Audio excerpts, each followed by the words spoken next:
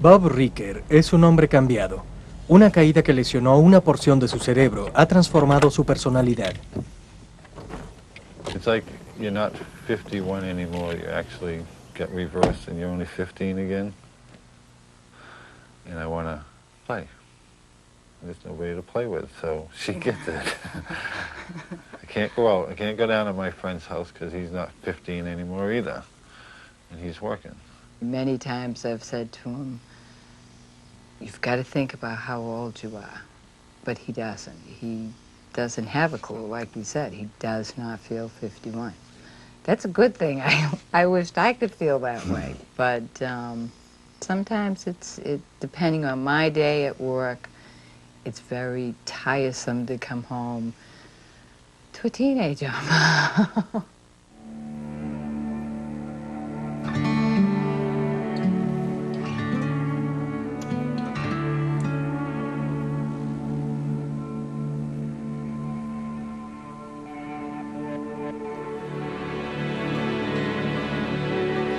La naturaleza de las cosas, con David Suzuki. Mi cerebro y yo.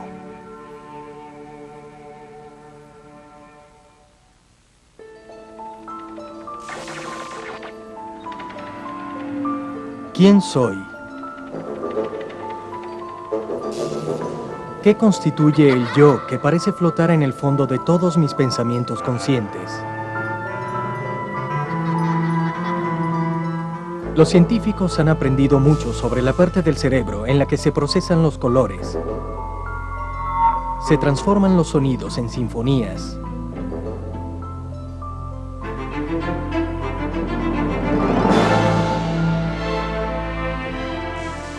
Los movimientos en danza. Y sobre los mecanismos que no solo le dan forma a lo que escribimos, sino a cómo lo escribimos, leemos y lo comunicamos a otros. Good evening. From the high road to the low road. What a difference a day makes. Pero ¿pueden los científicos explicar los niveles más altos en el pensamiento y comportamiento humano? Donde el deseo se transforma en amor. Los planes se vuelven acciones. ¿Y donde las experiencias se vuelven recuerdos? ¿Los científicos pueden explicar qué nos hace ser lo que somos? ¿Ser o no ser? He ahí el dilema.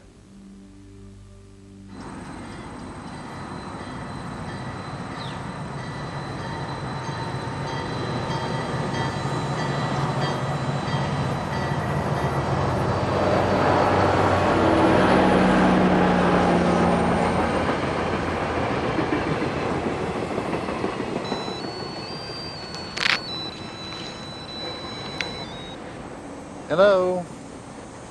Hi, sweetie. Now watching the train. An hour already? All right. Okay, sweetie, I'll be on my way home.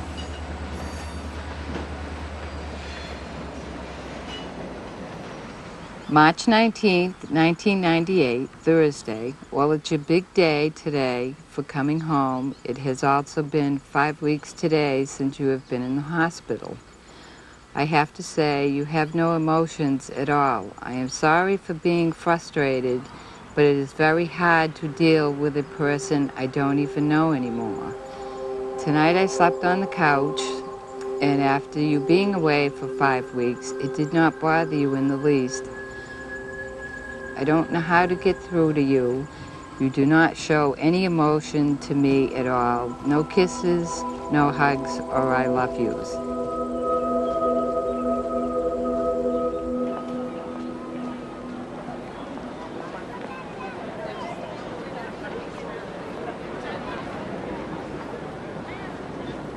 La interpretación de nuestros propios estados emocionales y de los que nos rodean es una parte fundamental en casi todas las interacciones humanas. El neuropsicólogo canadiense Donald Stoss Hace investigaciones con personas que tienen lesiones en una parte del cerebro que se ubica directamente detrás de la frente. Su trabajo presenta evidencias intrigantes de cómo el lóbulo frontal le da forma a nuestro comportamiento e identidad. Stoss se reunió en Boston con su colaborador Michael Alexander. Okay, so here's the question I have. We've talked about your patient, we've talked about the patient that was at rounds today. The question is, can you reduce this idea of a change in self, to a personality even, to such a degree based solely on brain damage? In other words, can you reduce mind to brain? It seems to me that discussions of what makes up a person as opposed to a brain is really better captured in, you know, the language of philosophy and maybe even religion than it is in terms of neurology. I don't think I know the right words to use it, but to describe it. But having said that, yes, I personally believe that if we only understood the transformations that we need to make, that mind and person are reducible to brain, absolutely. It's clear, and I think we've demonstrated that if you have damage to the brain, there is clearly something that has happened to the person. Bob Ricker trabajaba como camionero y era un esposo cariñoso. Hace 4 años se resbaló y se cayó desde su techo. Gran parte de su lóbulo frontal sufrió un fuerte daño. Asombrosamente, antes de desmayarse, se subió a su camión y condujo por la ciudad a la hora de mayor tráfico. Aunque la lesión de Bob ha cambiado su vida radicalmente, para quienes no lo conocen bien, parece normal. I've had some friends, they say that they don't notice anything different. Maybe they're just being polite. Patients like this look perfectly normal. They'll respond, they'll even seem to enjoy interacting with you and laugh at things. And it's because what the damage to the frontal lobes does not impair. It does not impair what we call the general operations of the brain. The problem is at a higher level. Hey, sweetie pie, gotta do my list for the day. Sweetie. What do you want me to do? Besides make the bed, vac the floors, dust the furniture, go to the post office. He certainly, on encountering him, is in the great range of normal. He's not particularly more or less quirky than any of a number of people that we all know. But Mrs. Ricker knows him much better, and she's much clearer about the person he used to be and the person he is now. Right. Imagine someone who had previously been warm, interested, supportive, humorous, now is just humorous. Drop the warm, drop the responsive, drop the supportive. Well, that's a big difference when you live with it. I think that's it, because you're probably watching movies. I don't have that much to do. La habilidad de empatía con los demás es provocada por las sustancias químicas presentes en el cerebro. El carácter cariñoso y solidario de Bob se eliminó junto con el tejido que una vez formó parte de su lóbulo frontal.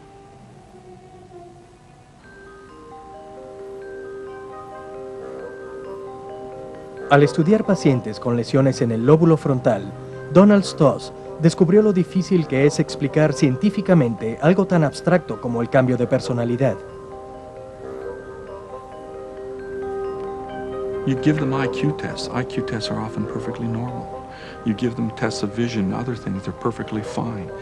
And yet somehow they are not the same people. And that's what the families describe.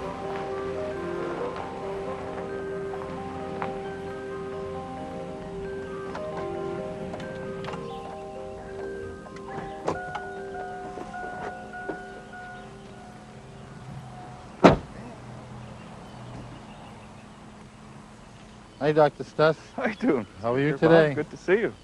Seeing you again. And? Dr. Stuss is my wife, Paula. Oh, nice to meet you. It's a real pleasure. Good. How are you feeling? I'm fine. Good. We got work to do? Let's go inside see so you we can again. be comfortable. Good. I think it's a gorgeous day. It sure is. I want to take some pictures from your past life and you've given us some of them, and I just want to show them to you. I want you to describe them to me and tell me what you know about them. This is a good one. This is a picture, even without my glasses, it's pretty good. My grandparents used to have a cottage down in Hummerock, and we used to always have cookouts, and it was a lot of fun. Right. All the family is there. Now, you said Aunts, that uncles, cousins, friends. you said that that was a happy time. When you look at it now, does that bring back those happy memories? Like, can you Yeah. feel them now? You do sense them now. Well, I don't feel. I just know it's a pleasant memory. You just know it's a I don't get the joyful feeling. I don't think I've had it in a long time. Since Since the accident. they'll tell you that I remember that, but I have no feelings for it. And when I first had patients describe this to me, I thought that they were faking. What they were describing to me was a real phenomenon, but I refused to believe it, saying, how could that be possible? How could you have that memory of somebody who's close to you in the family and yet have no feelings for it? It's because it was disconnected. Paula brought up an interesting point. And I'm not going to go into a lot of details because I'll get whapped. But to give you an example of how I used to feel, when she got upset, I got upset. I don't get upset anymore. I know she's upset, and it's probably not the best terminology to use, but it's almost like I don't care. When she says that I don't have the emotions and be able to pick up on her emotions, she's very right, I don't. There's a big piece missing. Eso que falta son las delgadas fibras que una vez conectaban el lóbulo frontal de Bob con los centros emotivos de su cerebro. Han desaparecido sus sentimientos, su empatía y su compasión, los cuales influían en su personalidad cuando se casó con Paula pocos años atrás. To be honest, the first time I met him, I thought he was quite sarcastic. And then as I got to know him as a very caring, loving person, cared about how you as a person felt, we became very good friends.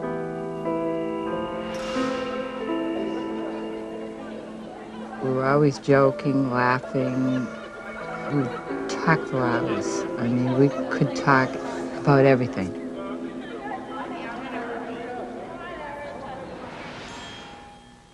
I don't have that luxury anymore with him. I don't have it. So I've lost a friend, but we get through. I'm getting upset. So I'll be all right. But you kissed me on TV. One of the ironies of Mr. Ricker's circumstance is that he's less bothered by it than most everyone around him who cares for him. And so it isn't clear who we're treating. Are we treating him, or are we treating people who are distressed by the way he's changed? It's almost like the Bob that I knew is sleeping. And maybe someday he'll wake up. I know she wants me to be back the way I was, and so would I. But I'm happy. The way So he is. I don't feel unhappy because I don't know or notice or pay attention to what's going on. So I don't know why she's upset. I'm having a good time. Why don't you?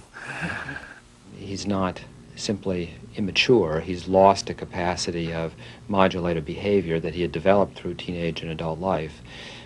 You know, much as someone with a different kind of injury might lose language abilities that they developed through adult life. But the consequences of it aren't terribly dissimilar to a preteen or early teenage person who is just at the stage where they're learning to recognize and respond to their emotional states. Aunque los centros emotivos se forman al nacer, el lóbulo frontal alcanza su madurez plena en la adultez, lo cual explica por qué los adolescentes parecen tomar el control de sus emociones cuando crecen.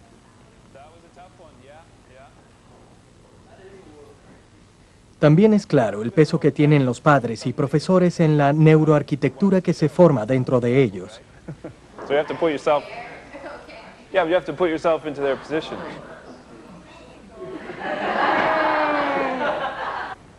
Esta es una lección que Donald Stoss aprendió mucho antes de convertirse en científico. I was a high school teacher. It was at the time when this idea of left brain, right brain, let the children be free and open up the schools and let the children learn on their own. I, as a teacher, realized that that's not the way I taught. I started to read and realize that there was a Russian theorist, an educational theorist called Vygotsky, whose theory of education was the way I taught. And the idea is that there is an area of the brain called the frontal lobes that regulate behavior. In children, this isn't developed.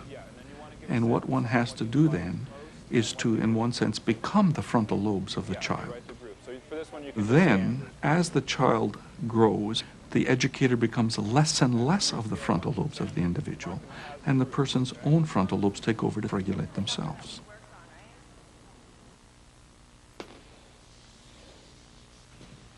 This is your front part of the brain. This is your back. And now, these are called the frontal lobes, from a area from about here. These are not called the bactal lobes, but they're divided up into sections. Back in here, you would have an area called the occipital lobes. You'd have an area in here called the parietal lobes. And this section called the temporal lobe.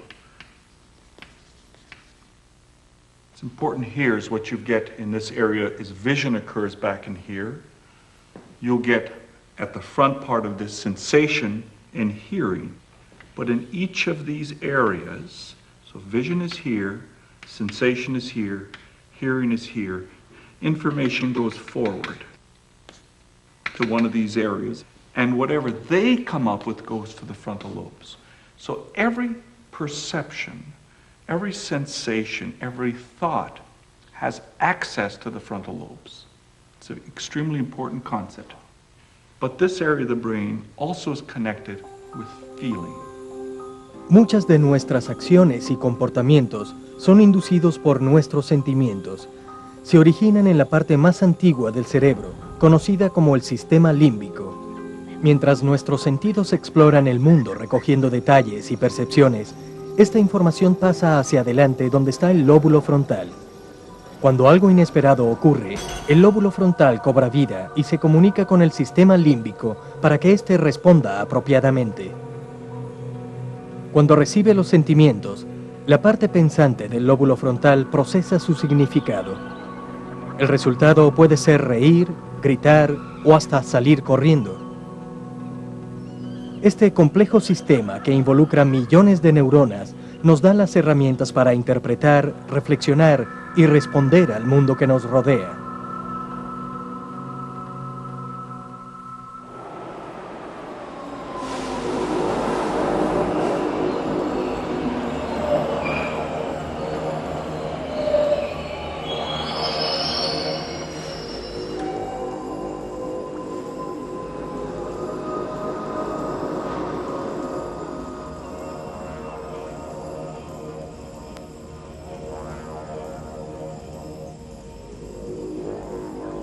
Pero, ¿qué pasa cuando nuestro lóbulo frontal no entiende nuestras emociones?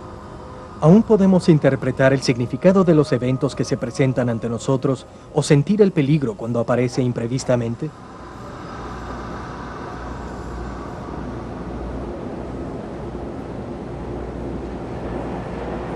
A few years back, I met this guy, Tony, at the YMCA, and we went for a coffee one night, and then because it was late, he told me he was being a very good gentleman, and this is what his grandfather told him, and he accompanied me home, and then he came up into my apartment and refused to leave, and I only got him to leave after 3.5 months.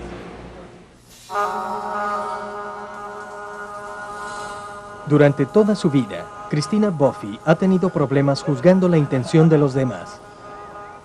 Es como si careciera de instintos que la alertaran ante la presencia de sospechosos o que le indicaran en quién puede confiar.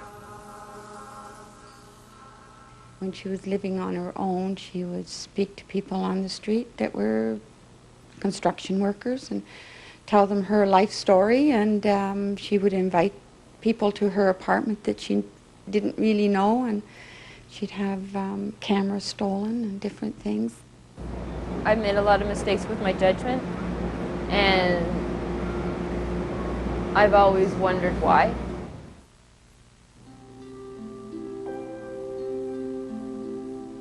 When Christina was born, she was a very healthy baby, and she was the kind of child that did everything right, and she was just perfect. By the age of 7, she started to seizure. And then things started to change because she ended up in the hospital for 3 months because they could not control the seizures. They were that bad. And her personality changed then too. She was a different little girl. Okay, Christina, we're going to start with the task now. Just remember when you see the target to press button 1, and for any other stimuli to press button 2. You ready? Christina fue referida al Centro Baycrest de Toronto, el cual es uno de los pocos institutos en el mundo que se especializa en anomalías en el lóbulo frontal. Las pruebas confirman que años de ataques epilépticos le han pasado factura a una porción del lóbulo frontal derecho.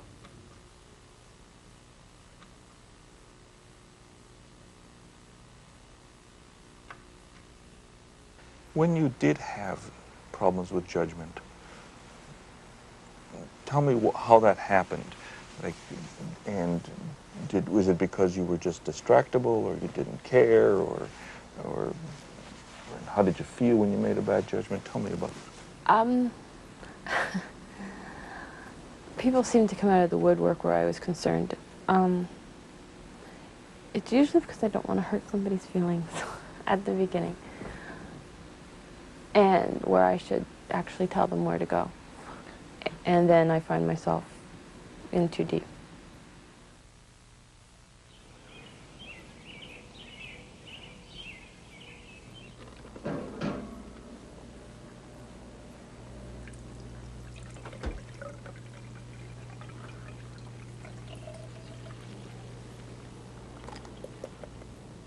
Con la ayuda de su prometido Rowie y la responsabilidad de atender a su bebé, Christina es menos vulnerable al acercamiento de extraños, pero los problemas siguen presentándose.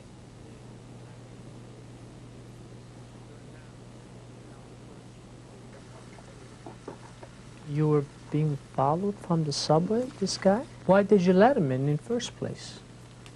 Because he was following me home, and I couldn't turn around and say to him, What? Please stop following me.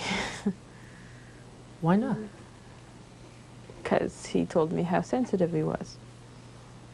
How what? How sensitive he was, and he said if anybody got angry at him, he'd burst out crying. My God. You really believed him? Why, you couldn't stand the guy crying?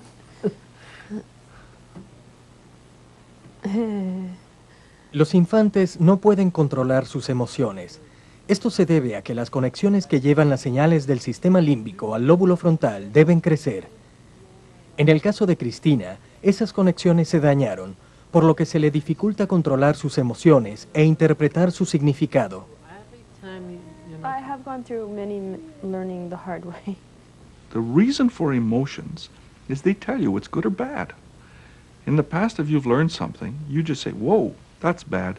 I'm not going to do it again, because your emotional reactions would say, not a good thing. But she clearly isn't picking up on those. It's as if it's a new situation and she just responds. Judgment is impaired on the basis, first of all, of her intellectual meaning the frontal lobe thinking processes, but it's also impaired because she's not getting the proper feedback from her emotional sense. We also see that sometimes when her emotion is triggered, there often is no tempering mechanism, there's no thermostat, it just goes. When we were watching The Talented Mr. Ripley.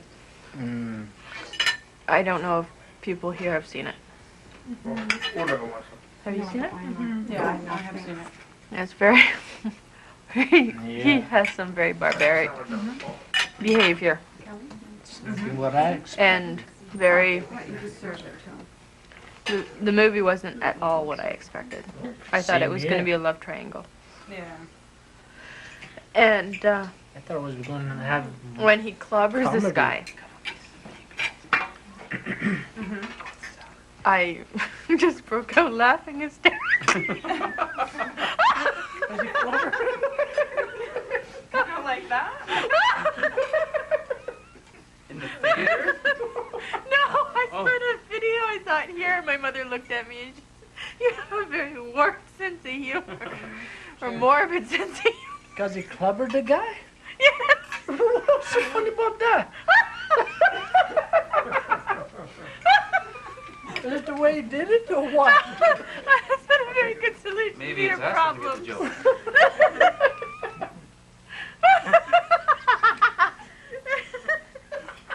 Sometimes just like right now. Okay, that set her off now.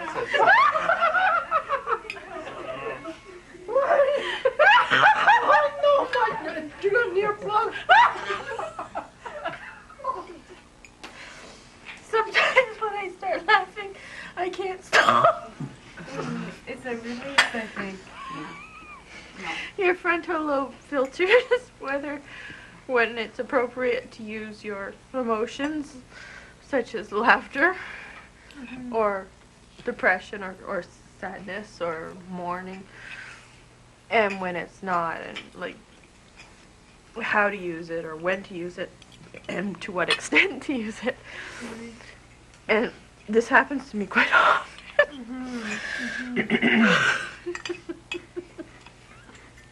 I think her emotions are triggered easily, sometimes. The right part of the frontal lobe is, to me, the most fascinating part because it's important for understanding discourse, irony, sarcasm. It appears to be important for what we call theory of mind, this ability to take a perspective of somebody else, for me to understand you. Little tiny window. But you forgot to tell about the big door that went outside. We had a walkout from the basement, remember? So it could have been We very didn't easy. have just little tiny windows to crawl through. Could have been much easier if you went through the door.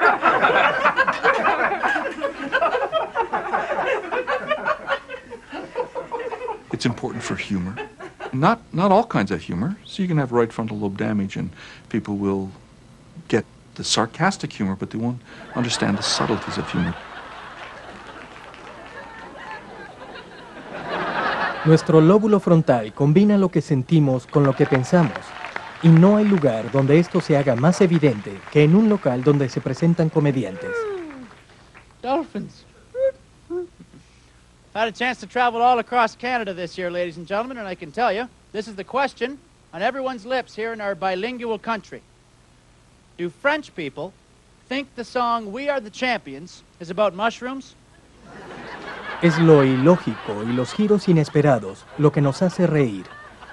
Because that could be confusing to a French person. Nous sommes les champignons. He's crazy, that Freddy. He's fungus. I don't mean to brag. I'm sorry. I just got this watch. I'm excited. I can go 200 meters below the water with this watch. I'll know exactly what time it is and my head explodes, and I think that's important. Donald Stoss y sus colegas sometieron voluntarios a pruebas humorísticas para mostrar que el lóbulo frontal derecho se encarga de procesar los chistes. Las personas con daños en esta zona no pueden reconocer la doble intención que algunos contienen. Cuando se les presentaron opciones para el final de muchos chistes, a estas personas les pareció que los mejores eran los más lógicos. I'm excited. I can go 200 meters below the water with this watch. Hey, I'll know exactly what time it is when I'm swimming.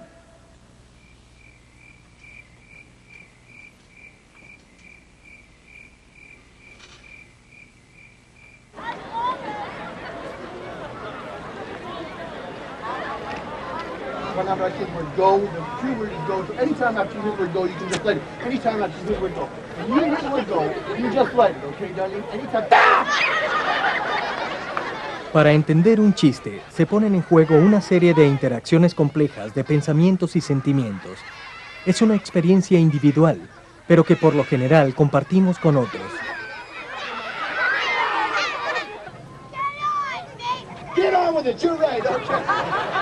El deseo de estar con otros, de socializar, es uno de los impulsos más fuertes que hay, y quizás sea la razón de la rápida evolución de nuestro lóbulo frontal.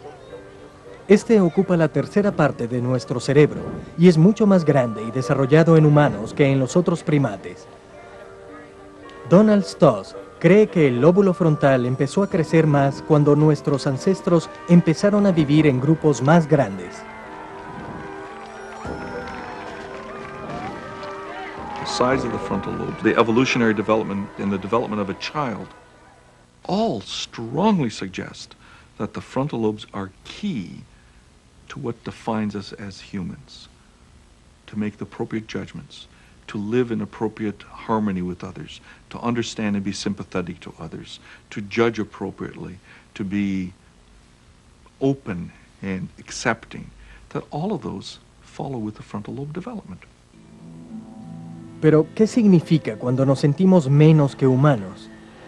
Para millones de personas que sufren de depresión, no existe la alegría de estar con otros, ni ningún pensamiento feliz que ilumine su estado de ánimo. It's something that you have to accept that you're going to have to fight every day.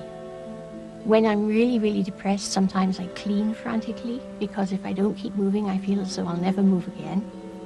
There are many things I do, but as you spiral down, the worse it gets, the less effective these things are.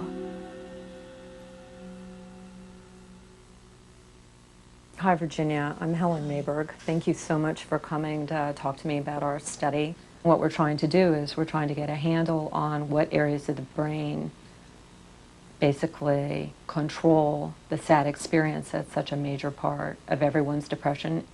I need you to be willing to let me make you sad and for you to let me to take a picture of it while it's happening.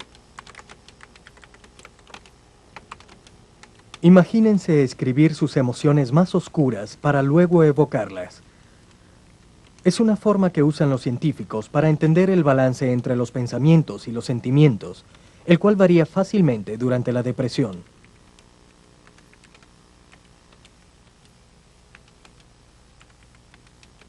Depression for me started when I was 15, but I didn't realize it was depression. Nobody talked about mental illness in those days, and I just thought I was a lousy person. I didn't think I had an illness. And it got substantially worse through my 20s, and I wasn't diagnosed till I was 27. And at the time I was working as a technician in the laboratory at Johns Hopkins Medical School, and I swallowed cyanide, sodium cyanide, and it's, I calculated carefully how much I needed so that I wouldn't have a very painful gastric reaction. And it just meant that I just passed out and would have died had I not been found. But I was found. I was surrounded by doctors and residents, and they had a very good crash team. And then I woke up in intensive care. So, you know, I was very lucky, but I didn't particularly feel lucky at the time. You know, I wished that it had been a success. ¿A dónde van las ganas de vivir de Virginia en sus momentos de mayor depresión? ¿Qué les pasa a la esperanza y la razón cuando la tristeza la ataca? You have no motivation. You can't enjoy anything. It's as if the chemistry that normally allows you to enjoy things is turned off, and there's no point to anything. And it feels as though you're enclosed in something. You're trapped. It's a horrible feeling. It's like, I feel like it's like being encased in concrete. There's no way out. Hi. Are you comfortable? Okay, yeah. Okay. Are all the points in the mask comfortable? Anything pressing or No, bothering it's you? fine. Good. What we're going to do now is we're going to get you aligned inside the camera. And so you're going to hear the machine move. And you'll have a laser light will come on, so I'll have you close your eyes. And so the bed's going to move in a minute.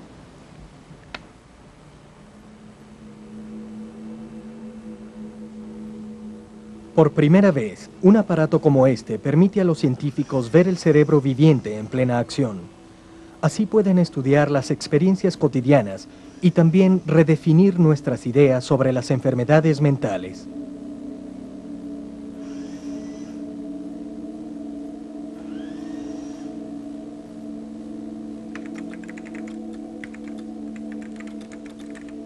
By definition, we believe strongly that depression is an illness of the brain, no different from Parkinson's disease or Huntington's disease or multiple sclerosis. And in fact, it's probably less your fault than heart disease.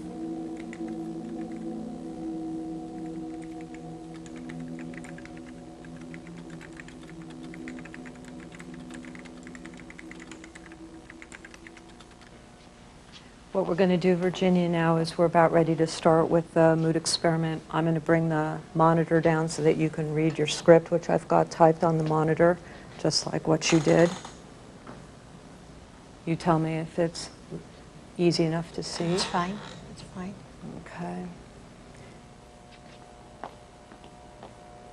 Remember, what I want you to do is to use the script to recreate the image in your mind of being extremely sad. The goal is to be as sad as possible, not to fight it, just let yourself go. Kevin's in the control room monitoring the cyclotron, and at the proper time he'll give you the injection of the radioactive water and we'll take the picture of your sad brain. I'm going to turn the screen off. I want you to lie there and just don't fight that sad mood. The scan will start in about 20 seconds.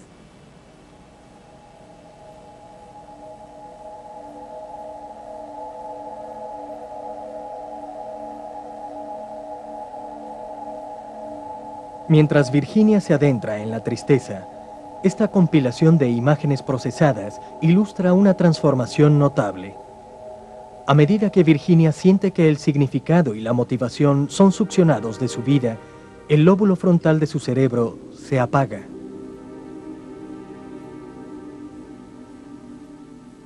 What we see is that as someone experiences intense sadness, a combination of things happens. There are areas of the brain that become highly activated that we can measure by a marked increase in brain blood flow. And at the same time, there are other areas of the brain that become inactive or deactivated. And it's this balance between increased activity in what turn out to be some of the oldest and deepest structures in the brain, in the limbic system, the emotional centers of the brain, we think, and turning off of our higher cognitive areas, predominantly in the frontal lobes. We have a change in the balance between old and new parts of the brain. So Virginia, rate your mood for me now. About a 6. Okay. You can go ahead and stop. Open up your eyes for me. How are you feeling? Oh, bad. Well, I'm really sorry you're feeling bad, but I'm really glad you're feeling bad because that was absolutely perfect. So I want you to kind of relax, think some happy thoughts. Let's talk a little bit about something else. There's something inherently miswired about the brain. La investigación de Helen Mayberg es una demostración sorprendente de lo importante que es el lóbulo frontal para la sensación de bienestar. When you're sad, you don't think straight in just the same way that a depressed patient can't think straight when they're dysphoric and sad and depressed. The issue is healthy people can snap out of it. They can increase their thinking, really suppress the activity of their feeling to work around it. Does that really mean that there's a level of hardwiredness and that predisposes you maybe never to be depressed or to continue to look at things in a negative way? It may be that everyone has their breaking point. Everyone, even without a genetic predisposition, without a family history, will have a life event that is so extreme and so negative that the only reaction possible is a breakdown in the way feeling and thinking are modulated in terms of the behavior, so that everybody has the capacity for depression. The issue is that some people come with a lower threshold to have that illness kick in. And I think that the experiments are really one way to try to see what the brain is doing and how healthy people and depressed patients are different. Estudios como este ofrecen la esperanza de nuevos tratamientos, pero también proponen interrogantes profundas acerca de la relación entre el cerebro y la mente. ¿Es la conciencia que tenemos de nosotros mismos en el mundo el producto de neuronas que relampaguean dentro de nuestra cabeza, o es un misterio a un nivel superior? Aquí recae una de las ideas más controvertidas de Donald Stoss. Tras la observación de personas con lesiones cerebrales, Stoss cree que nuestro lóbulo frontal es la puerta de entrada a un estado de conciencia superior. The interesting part is that every brain scientist, as they get older, start to deal more and more with the idea of consciousness in the brain. It's the most important question because it does define who we are. And because consciousness means we are, the fact that we ask the question indicates that we're self-reflective. You can't ask that unless you are self-reflective. Can one answer that? Probably not in our lifetime, but there are certain things that seem to me absolutely true. That if you have damage to the frontal lobes, that there is a type of consciousness that is impaired that seems to be at the highest level. The Moisey is in Quebec, and it's actually fairly... La conciencia de sí mismo, uno de los niveles más altos de conciencia, parece estar asociada con nuestros recuerdos, como lo explica Donald Stoss. To have an awareness of yourself means awareness of yourself in person, place, and time. You have to have awareness of yourself as distinct from somebody else. You have to have an awareness of yourself in relationship to your historical context. You have to have an awareness of yourself in relationship to your future. So the idea of who you are depends to a great degree upon memory.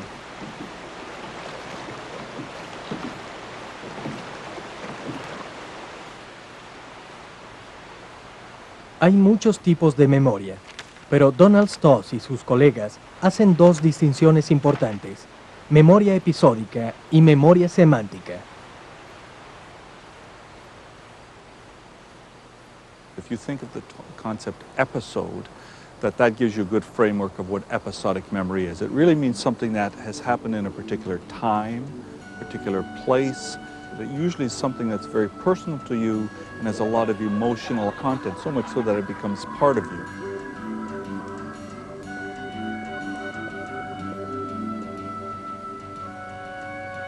Semantic memory, in contrast, if you think of what the term semantics is, it's knowledge. And semantic memory is really related to the idea of having a knowledge base.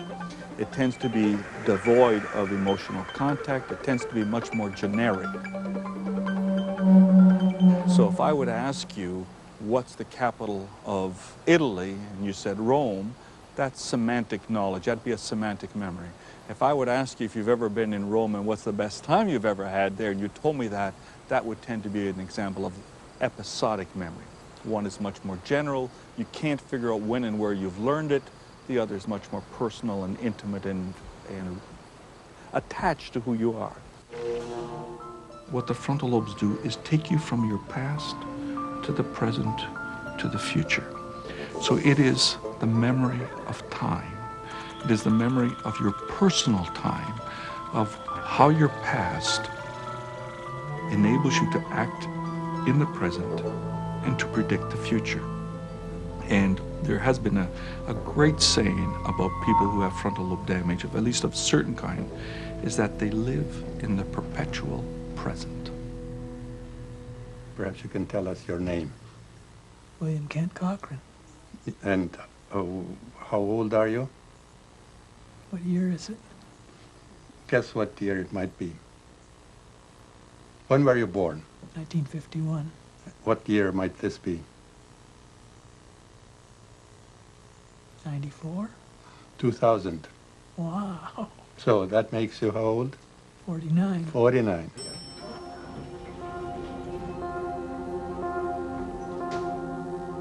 Hace 20 años, un accidente motociclístico dañó parte del cerebro de Ken Cochrane, incluyendo su lóbulo frontal. En consecuencia, Ken es incapaz de retener memorias episódicas de eventos personales del pasado, pero asombrosamente, su memoria semántica o informativa está bien. Es por eso que no tiene problemas organizando libros en una biblioteca local. Por más de 2 décadas, el estado del mundo interno del cerebro de Ken ha sido el punto de los estudios de un investigador en particular llamado Endel Tolding.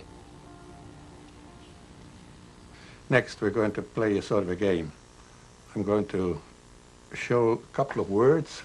It's like a beginning of the sentence, and then the last word of this 3-word sequence is given in fragmented form. That means some letters of the word are missing, and you have to figure out what the word is.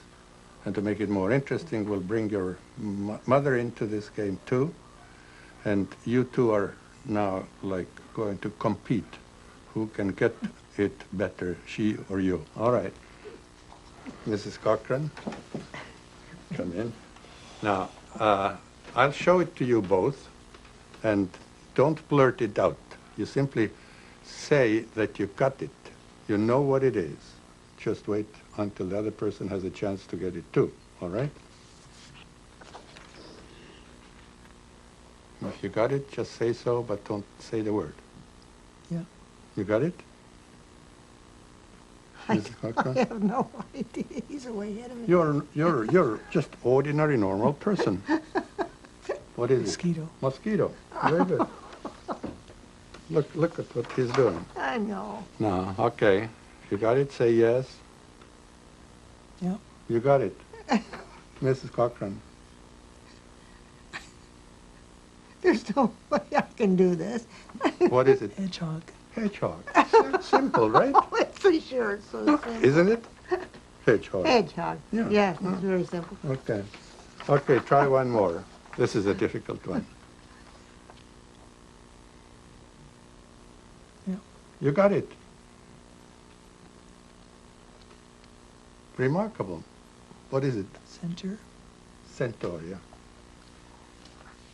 Aren't you proud of your son? Yes, I am. And surprised? How is it possible? Yes. Yeah? I don't know. Thank you very much. I can leave now.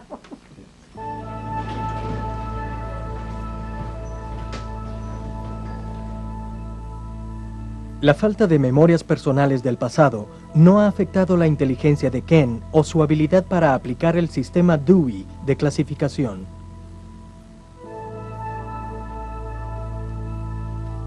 Pero en lo que sí ha afectado su vida profundamente es en su habilidad para hacer planes y para pensar respecto a sí mismo en otro lugar y momento. All right. Now, we're just about finished here. What are your plans for tomorrow?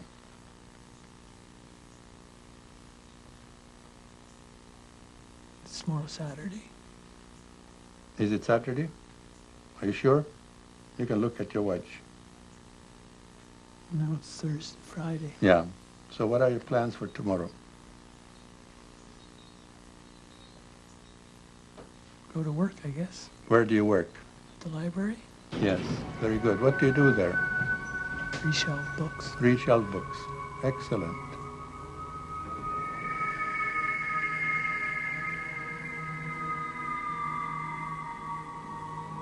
Once you realize that in order to project your life into the future, the only way you can do so is to go by past experience, then it's not surprising at all that Kent has not only difficulty remembering his past, but also trying to make detailed plans for the future. Kent does not really continue mentally in time. He exists at this moment.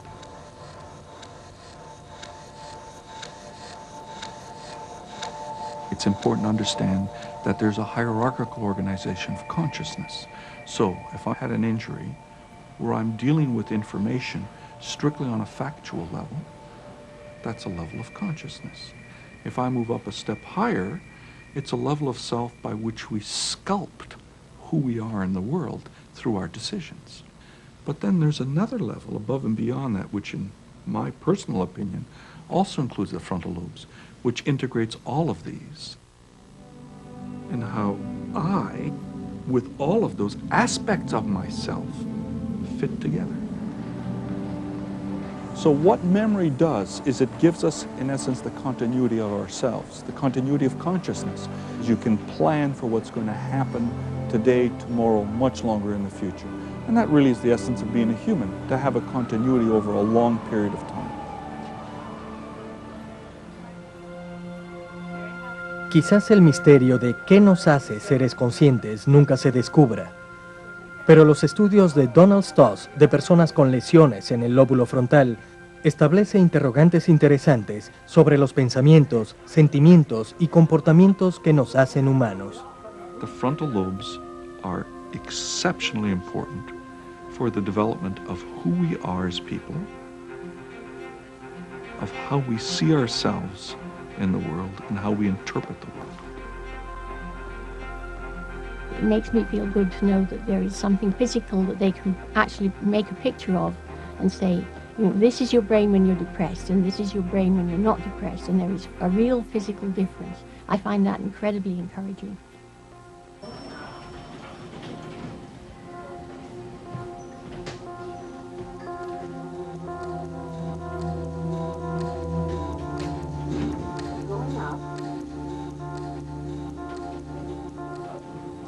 If you could do something, anything at all, what would it be? Get my memory back. Get your memory back. Your memory is not very good. No. And you miss it. I think so, yeah. Yeah. But are you very unhappy in your life? No.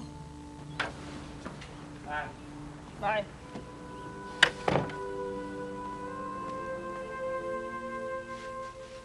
I was under denial for a long time, but after I did accept it, I felt very relieved that there was a name we could put on it, and I wasn't crazy, because I kept on getting involved with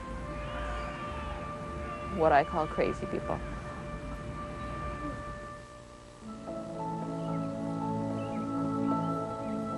It's hard, but you have to pick up and go on, and we've done it. If he ever comes back, I'll be ecstatic about it, but if not, I still love him and we'll go on forever.